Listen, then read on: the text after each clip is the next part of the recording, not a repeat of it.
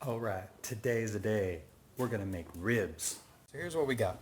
I've got some pork loin back ribs. So there's two kinds of ribs basically that you'll be looking at when you get ribs. There's back ribs, which are like the baby back ribs, and then there's spare ribs, which is just a different part of the pig, which is, I believe it's the top part. But anyways, those are the two basic kinds. Sometimes you'll hear like a St. Louis cut, which is the spare ribs as well. But I personally like the back ribs. We're going to do ribs two ways today. So if you don't have a smoker, no worries. I'm going to show you how to do them in the oven. And if you do have a smoker, this is a Traeger pellet grill. So it's got pellets in there, wood pellets. And I'm going to smoke them in that. So smoking them in here is going to take about 6 hours. I'm going to do what's called the 3-2-1 method, which is 3 hours just going to cook it straight on there. 2 hours they're going to be wrapped in foil, and then 1 hour not wrapped in foil, and we're going to put a little bit of sauce on it. And then in the oven it's going to be more around probably 3.5 hours is what I'll cook them in the oven, wrapped in foil with a little bit of juice in there. And then I'll probably put it on like the gas grill, or we can crank the heat up here to get it finished off. But I'll show you how that all works. Okay, so these two I'm going to end up doing out on the smoker, and I'll show you, we want to pull off the membrane on the back, and I'll show you how I do that when it comes to the oven ribs. Here's what I'm going to put on these ribs. So I'm going to put some extra virgin olive oil on here, and I'm going to put the paleo pink powder, which is really good, powder pink, whatever, and garlic powder. Sorry if those are a little blurry, but I'm going to put those, I'm going to season both sides of these. First I'll put the oil on, and then I'm going to season them. Now, the thing with olive oil, right? Cooking with olive oil, smoking point, you don't want to burn olive oil because it can turn bad if you cook it too high. Somewhere around 320 degrees is the olive oil smoke point. So these are going in a 225 degree smoker, and they're never really going to go much past 225. So I can use olive oil. If the ones that are going in the oven, by the way, so these ones in here, there will be a 225 in the beginning, but at the end I kind of heat them up past 225, so I'm going to use avocado oil on those. Alright, let me get these seasoned up here. My son Colton is holding the phone. Thank you, Colton. Alright, I put a little bit of oil already on that one, so I'm going to put a little oil on this one here now. And just rub that in. So oil, really what oil does is kind of, it helps this stuff to stick to it. You could just use something like water if you want. Some people put mayonnaise, or not mayonnaise, but mustard on here as a binder. What happens though is that the mustard is a water base, and all that water ends up just cooking off in the smoker or in the oven, and all you're really left with is a mustard kind of flavor. And if you want the mustard flavor, I just suggest you use a mustard powder then. Another thing about smokers is that if you want a little more smoke on your ribs, water and cold meat actually attract smoke a little better. That's why they kind of spray or mop it a little bit during the process of smoking. And hopefully you don't hear too much of the dishwasher going in the background. Sorry about that. But yeah, they've done kind of like little studies to show that actually the smoke sticks to cold and it sticks to water better than oil, but it still does adhere to oil. But you only get smoke on ribs or meat only for a certain period of time. Like on ribs, it's only for the first like 3 hours. That's why we do like the 3-2-1 method here, because after about 3 hours, you're getting kind of a crust on here, just a little bit of one, and the meat kind of tightens up a little bit, and you're not going to really get a whole lot of smoke penetrating that outer layer after that point. But what I like to do is just I'll spray it with a little water every now and then to help keep it a little bit wet so some of the smoke helps to adhere to it.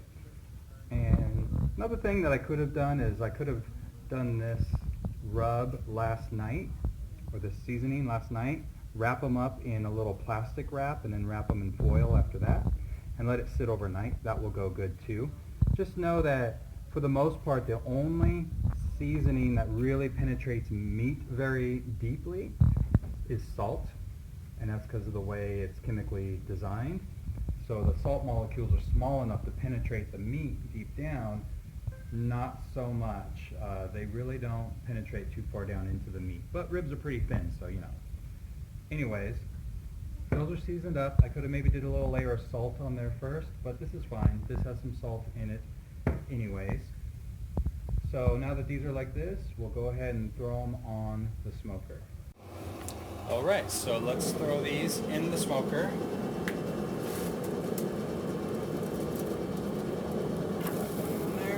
And we're at 225 degrees. And like I said, we're going to do these for about 3 hours, and then we're going to wrap them in some foil.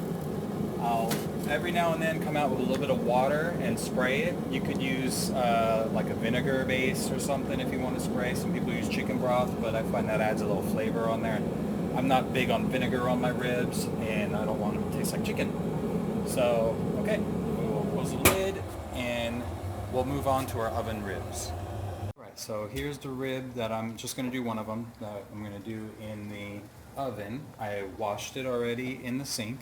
So we have to pull this little membrane off. Actually, you don't have to, but if you season this, then the seasoning's not going to get into the meat. It's just going to stay on this. And this is kind of hard, but you know, some people like to keep it. What I do is I get a paper towel, and you just need to be able to grab onto it somewhere. And sometimes it's a bit hard to get. Other times, like right now, it's super easy. So you just pull that off. Okay, getting all down here, right, Colton? There we go. Just pull it off like that, and if there's any stuff kind of like hanging, you can just trim that off. And that's it. So I'm going to season this up exactly the same way you just saw me do the other ribs, and I'm going to use avocado oil because, like I said, I'm going to heat this one up a little past 320 degrees at the end. And it's not going in the oven yet because outside is going to take about 6 hours. This is going to take somewhere around 3.5 hours, 4 hours max to be done. So I'm going to season them up, cover it, throw it in the refrigerator for now. Okay, we're back to me just holding it, so I'll see if I can do this very good. We want to give them a little spray with some water.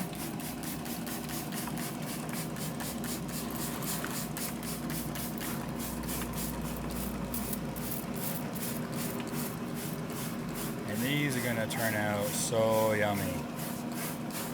Alright, that's good. Alright, we'll let that sit for a bit.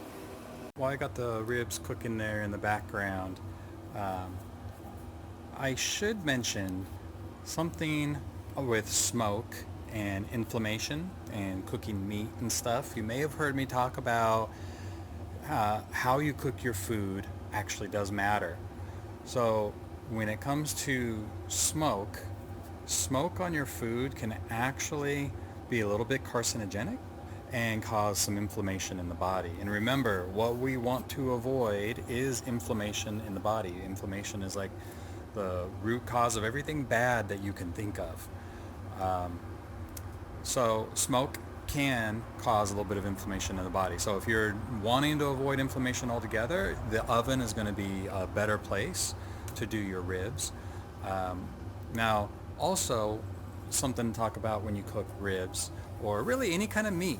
Okay, you know how that nice crust that gets on your meat, like a steak or chicken, or in this case, my ribs are gonna kind of start to form a different color on them and have a nice beautiful crust on it. So that is something called the Maillard reaction. The Maillard reaction is when like sugars and proteins kind of interact, and that's what causes the color to change and the crust to form on your meat. The thing is that when that happens, it actually produces what's called AGEs, advanced glycation end products. And these are something that I really couldn't wrap my head around for the longest time. And I have, since then read it and reread until I finally kind of get it. But I'll even be honest with you, it's still not 100% understood. So it's really hard to just fully understand it because, we're not researchers here. But we can still use that knowledge to know about being healthy. Now, AGEs actually make you age faster. All right, that's kind of what it does. And inflammation and everything all plays into it. So we want to try to avoid AGEs when we can. And there are a number of ways to do it. AGEs are found mostly in meats and fat. Okay, so that's obviously an issue that we're really concerned about because we're on a low carb diet, which usually means you eat more fat, right? Well, you don't have to necessarily worry that much because AGEs, depending on how you cook your food, usually the better way to do it, like I've mentioned in some other videos, is to bring your food up to temperature at a moderate amount. You always see when I cook on the stove, what am I cooking on? Low, low, maybe medium. Very rarely do I put something on high to get a sear or something. And if I do, I know it's just one of those nights that I'm going to be eating something that's not really the most healthy for me. And you have to make those decisions for you. But here's the thing with AGEs is that even though certain foods have some more of it in it, it's really about what happens inside your body, right? I mean, the food could be laid out with AGEs, but in the end, if it's just passing right through your body, then you wouldn't really need to worry about it as much, right? So they've done different studies on this, between vegans, vegetarians who've eaten meat. And I remember I've read this article, so I will go out and find it somewhere and try and post it on this video so that way there's a link to it. But they've done tests, and actually the people who had the least AGEs in it, as I recall, were the people who were on a low carb diet. Or a low sugar diet. I don't want to say low carb, but low sugar, lower glycemic index, so less blood sugar, because they found that people with higher blood sugar actually was generating more AGEs in their body. It was being processed more and everything. And look, if you're on a vegan diet or a vegetarian diet, that doesn't necessarily mean that you're on a low carb diet. It doesn't necessarily mean that your blood sugar is good. I've eaten plenty of times. I've got vegetarian friends. I don't think I have any vegan friends that I hang out with, but I have vegetarian friends, and I look at their plate and they're eating processed foods and breads and everything. So, I'm not saying that they're necessarily unhealthy. It's not my dietary choice, but their blood sugar is probably higher than mine because mine is actually pretty good. It's at 5.2, my A1C. But anyways, I wanted to mention something about that, smoking. Me, I don't smoke meat all the time. And sometimes I do use the smoker, but it doesn't really get a whole lot of smoke on my food because it'll be like a little steak or something, or even a hamburger. And by the time it's cooked, they didn't get any kind of smoke really on it. But so yeah, anyways, I wanted to at least give you that information. You should look up AGEs. It's really interesting, a little hard to kind of get your mind wrapped around it, but it's kind of important, because we want to live longer. All right. I forgot. And one last thing is, look, do you? There's just all this information that's out there. You use it, you take it, do what you want with it. Information is power, is key, and then you can decide for yourself what you want to do. Do you want to eat ribs on the smoker once in a while, or you just want to do the oven? That rabbit hole can get really deep, really fast. All right, so it's almost 2 o'clock, so I have about another hour to go before I wrap them. I opened it up, and you can see they're starting to change color. the Maillard reaction.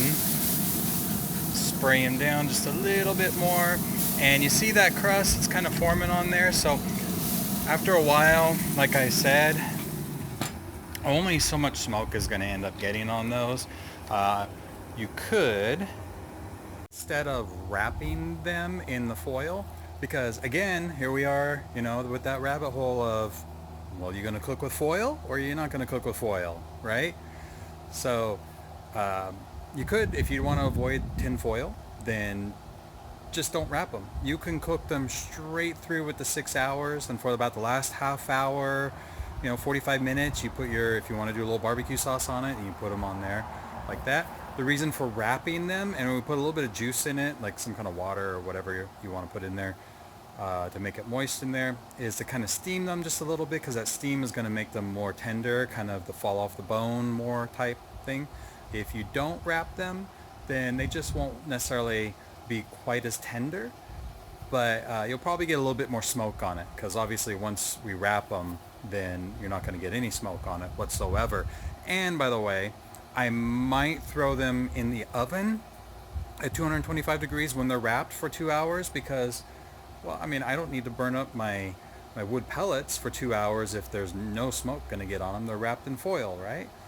So, okay, we'll move on to the next part. All right, it's time to get the oven ribs in the oven, and I have that heating up right now. It's going to heat up to 225 degrees. So what I need to do is put a little bit of liquid in here to help kind of steam them, braise them a little bit in a way.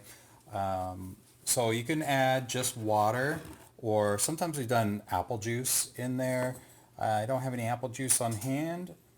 So what I'm using right now is a little bit of apple cider vinegar.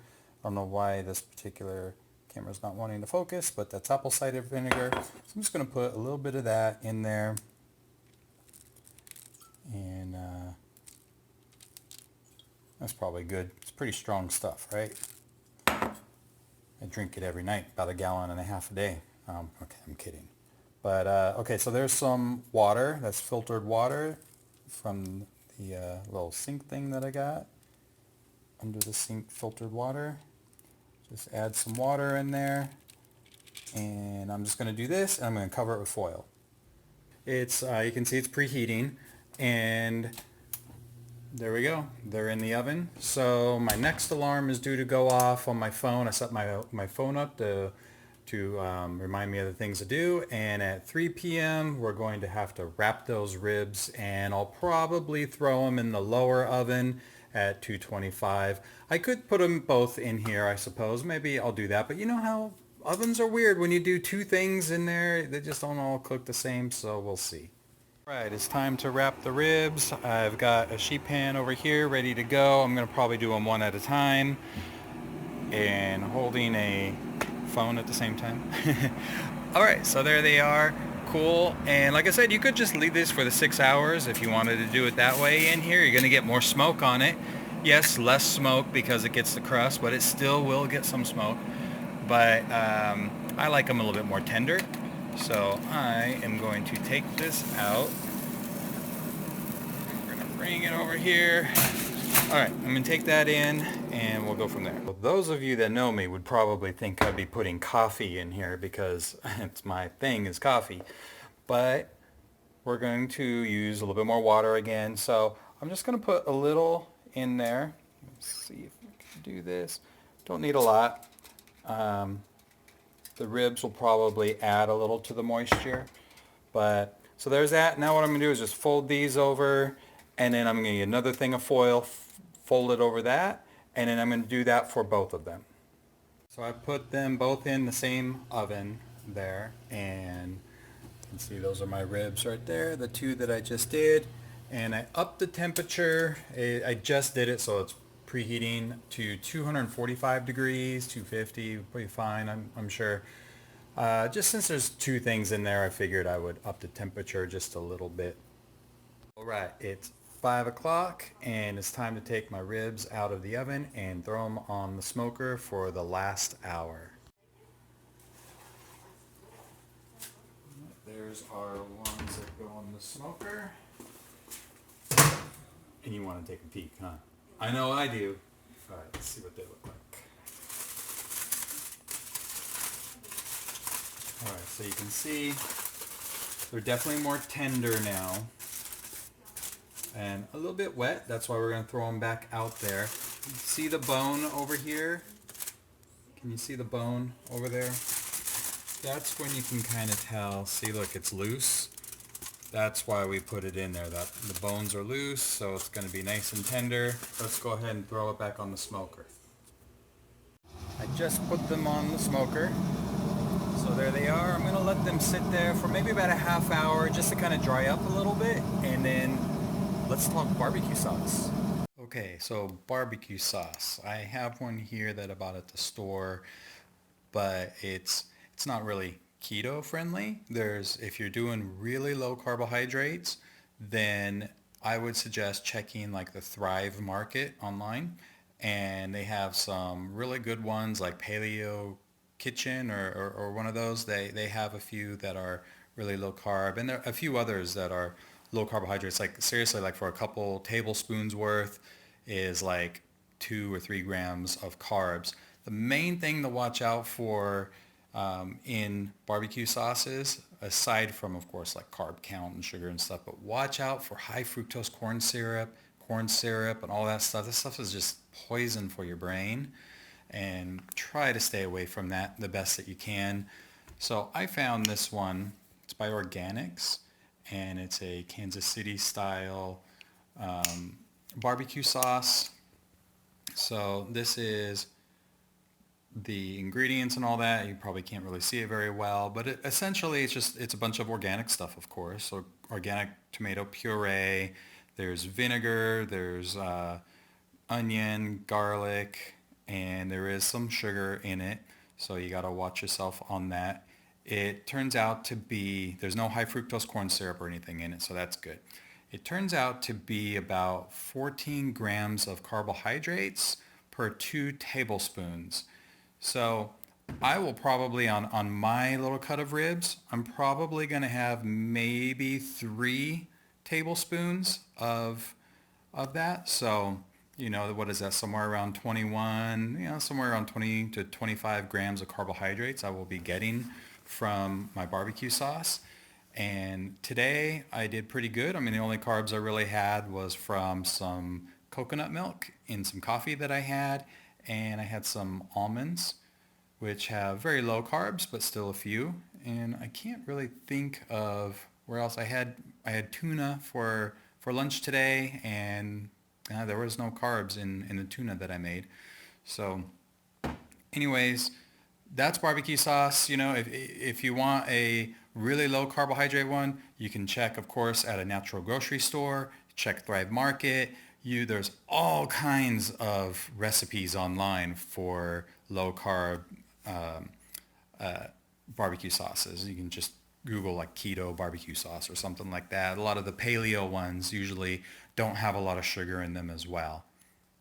Here's the oven ribs. I have taken them out of the oven, and you can see how those turned out. And you can see where the ribs are kind of falling off right there. I mean, I can just literally pull that off. The one in the oven comes out more tender than the one outside, and it's still really, really good. I'm going to take this, put it on a dry pan, and I turn the oven up to 450, and I'm going to put that in the oven at 450, let this kind of dry up just a little bit, and then I'll start throwing some sauce on there. Just put the barbecue sauce on the ribs here in the smoker. Those are looking good. Those will kind of get a little thicker and get kind of that sticky barbecue sauce. And then the other one I have in there, I actually put in the oven. It is heating up to 450 degrees, and you can see I have it right in there. I unwrapped it and put it in. Alright, so no sooner than when that hit 450, it's time. You can see it's got a nice little color on it there. I'm going to pull it out for a moment and put a little bit of barbecue sauce on there, and I'm going to turn the oven down now. Don't think we need to keep it at 350. I'll bring it back down to maybe like 225. I think I said 350. It was at 450, but I turned the temperature down. So I put some barbecue sauce on here, and don't tell anyone, I accidentally put a little bit over there. My son, one of my kids, doesn't like barbecue sauce. Shh, don't tell him. So I'm just going to paint this on over here and throw this back in the oven. I lowered the temperature to 225. I'm sure it's still pretty hot in there. And I'm going to throw this in, and we should be finishing up soon. It's optional, by the way, if you want to do 2 coats. So you can let it kind of dry up a little bit, take it back out, do another coat. Same thing with the ribs out in the smoker. You can do 2 or 3, if you like, coats of sauce, if that's what you choose to do. These are the ribs I just took out of the smoker, and there's the ribs from the oven. You can see these turn out just a little bit darker, but this one is really good too. Hey, you know, try these ribs if you like. They are so good, and I'm going to cut these up now, and I'm just going to dig in. So if you made ribs before, if you have any questions, you know, hey, let me know in the comments section. I'd love to hear from you. Are you guys ready for some ribs? Maybe. I'm really ready. You're really? Well, I can't even see you. You're spinning. You're ready? I'm really All right. ready. We're going to dig in. She likes this part. He is looking at that part. Maybe. Maybe. All right. These are the oven ribs again, and watch how tender these are going to be. So I'm just going to cut that there, and I'm going to bring this over. Alright, and now watch how tender these are. I can literally just pull the bones right out of it. I don't even need to really cut it. So this one here with no sauce on it is going to be for the kids. So I'm just going to pull the bones out. I'm going to chop it all up. Then the one over here, I'm going to, what I do sometimes is I'll pull out every other bone, so that way you get a nice big meaty, like I'll pull this bone out and this bone out, and then you got a nice big meaty one right here, or maybe just this bone or something. But anyways, so that's the oven ribs. Thanks so much for watching this video. Head over to our Facebook group. You can go to carbhaters.org/group, and we'll see you there.